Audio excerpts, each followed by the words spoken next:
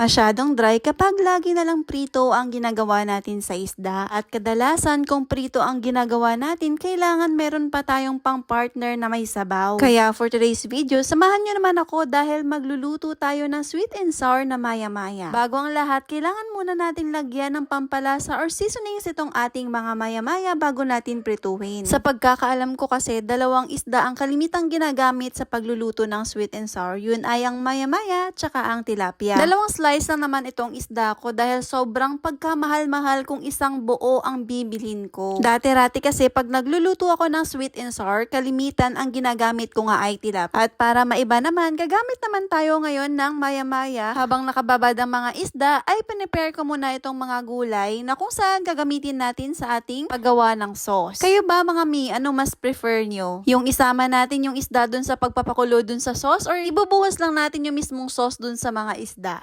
Comment nyo na lang yan sa ating comment section dyan sa baba. After 1 hour, sinimulan ko na nga prituhin itong dalawang slice ng isda. Kung ayaw nyo naman yung nasusunog yung balat ng isda sa pagkakaprito, pwede naman kayo gumamit ng all-purpose flour. Iko-coat lang ninyo yung isda bago ito prituhin. Katulad kasi ng tilapia, sobrang bilis masunog ng kanyang mga balat, lalong-lalo na pag hindi mo nakokontrol yung apoy. Kaya yung iba, mas prefer talaga nila na gumamit ng all-purpose flour bago prituhin itong mga isda para iwas sunog na din. Ayan, ngayon, luto na nga itong ating 2 perasong maya-maya at tingnan nyo naman, napakaganda ng aking pagkakaprito. Siya sobrang crispy na parang nasunog at yung tipo na pag kinagat mo ay parang nadudurog yung buto at hindi mo na nalalasahan yung lambot at linamnam nung mismong pinipritong isda. So, ngayon ko lang na-realize na mas maganda talaga gamitin itong maya-maya, no? Ngayon, simulan naman natin ang paggagawa ng ating sauce. Nagsaute lang ako ng bawang at sibuyas dyan, kasama na nga itong ating at naglagay na rin ako dyan ng konting suka. Sinama ko na rin sa pagisa itong strips ng mga carrots, pati na rin itong mga bell pepper. Igisa lang natin yan ng maayos at maglagay na rin tayo ng mga seasonings at pampalasa. At ang ginamit ko dito ay ang paminta, syempre ang asin, pampaalat,